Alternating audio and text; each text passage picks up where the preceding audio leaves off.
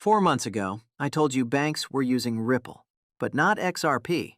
Today, the story just flipped. What if your bank is already on XRP Ledger and never told you? What if waiting for adoption is the wrong question entirely? Let's dive in. In January 2026, we published a video here on Crypto True Stories. The title was simple: Banks are using Ripple, but not XRP.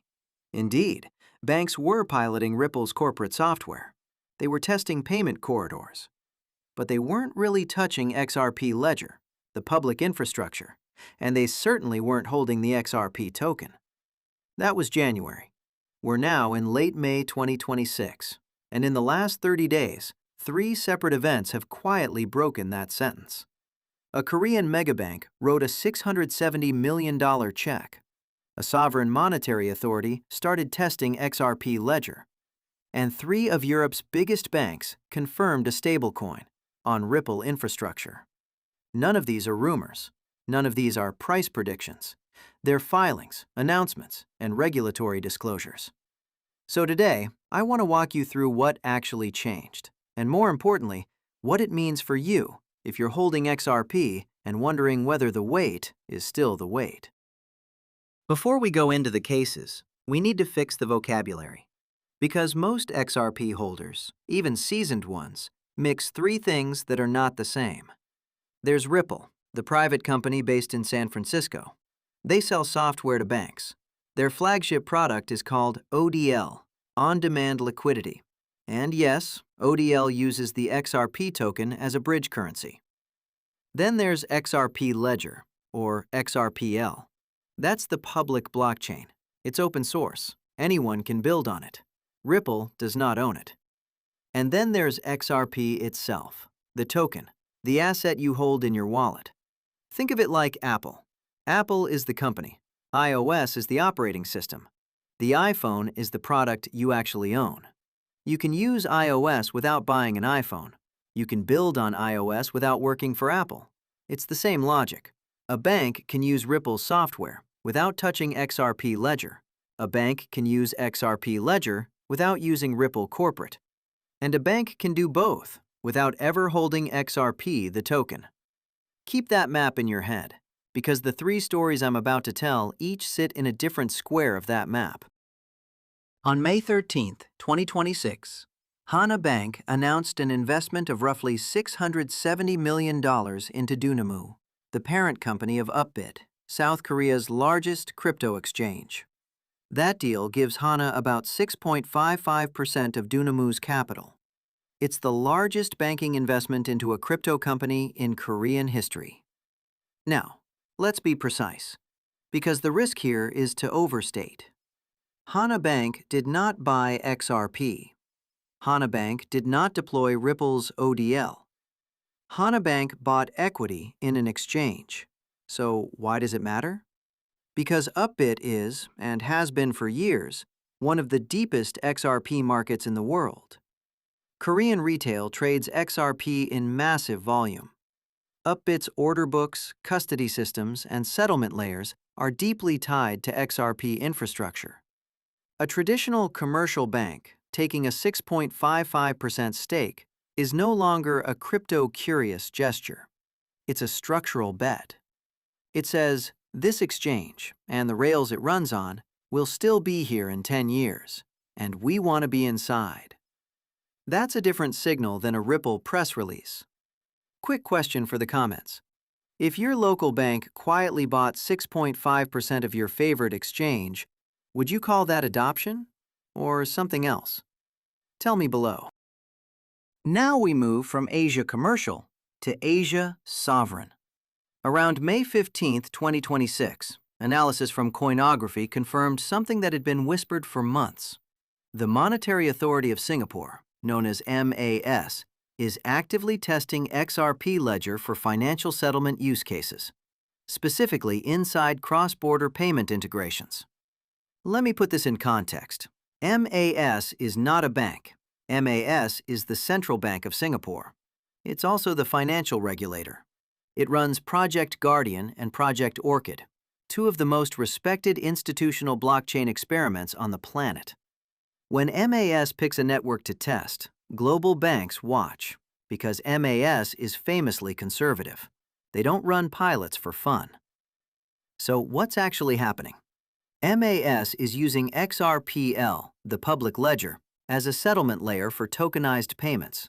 Not Ripple Corporate, not ODL, the public infrastructure. This is the part most holders miss. A sovereign monetary authority is treating XRP ledger like a piece of public financial plumbing, the same way they'd treat Swift messaging or a clearinghouse. Now, is this production? No, it's testing.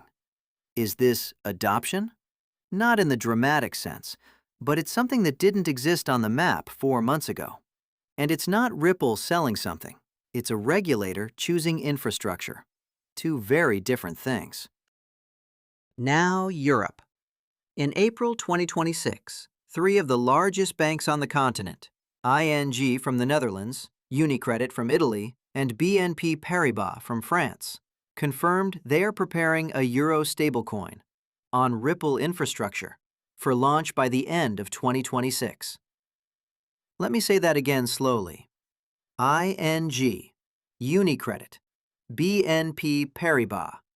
These are not fintech startups. These are systemically important European banks. Combined, they manage trillions in assets, and they chose Ripple's infrastructure to issue a regulated euro stablecoin under the new MiCA framework. Important nuance, and I'm going to be strict here. Issuing a stablecoin on Ripple infrastructure does not mean the banks are buying XRP. The stablecoin itself is a separate asset. It will be backed by euros, not by XRP. So if you came here expecting banks are buying XRP token, that's not the story. The story is that when these 3 banks sat down and asked, what rails do we trust to settle a regulated digital euro across borders, they did not pick Ethereum. They did not pick a private consortium chain. They picked the Ripple stack, which connects directly to XRP ledger. That's an architectural decision. And architectural decisions in banking last decades. If you're watching this and you've been thinking about what crypto exposure means for your long-term planning, retirement, taxes, capital protection, I left a few resources in the description. Things I personally find useful when sorting through this kind of news without falling for hype. Let's zoom out. Hana Bank, $670 million into an XRP-heavy exchange. MAS Singapore, sovereign testing of XRP ledger. ING, Unicredit, BNP Paribas, stablecoin on Ripple rails. 3 continents, 3 different layers, equity, sovereign, infrastructure.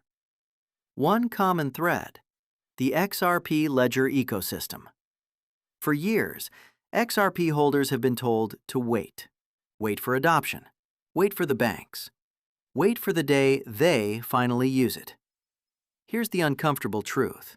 They already are, just not in the cinematic way most people imagined. There's no headline that says, JP Morgan now holds XRP. That's not how institutions move. Institutions move through equity stakes, through regulatory sandboxes, through quiet infrastructure choices made in legal departments. By the time the headline arrives, the decision was made 18 months earlier. And there's a wider backdrop here. According to a recent AIMA and PwC survey, 55% of traditional hedge funds now have some exposure to digital assets, up from 47% the year before, and 71% plan to increase that exposure within 12 months. Institutional crypto is no longer a fringe bet. It's a portfolio line item. Combine that with the SEC's March 2026 interpretation, which finally clarified categories like digital commodities, stablecoins, and digital securities, and you get an environment where banks are no longer afraid to touch this stuff publicly. That's the real shift, not the price, the permission. Now, I have to be the boring guy for a minute, because that's the job. This is not a price prediction. None of these 3 events tells you what XRP will do next week, next month, or next year. This is not financial advice. Banks using infrastructure does not mean you should buy more, sell less, or do anything at all with your portfolio. And, critically, banks using XRP Ledger does not mean banks are buying XRP, the token. Some of these use cases route XRP. Some don't.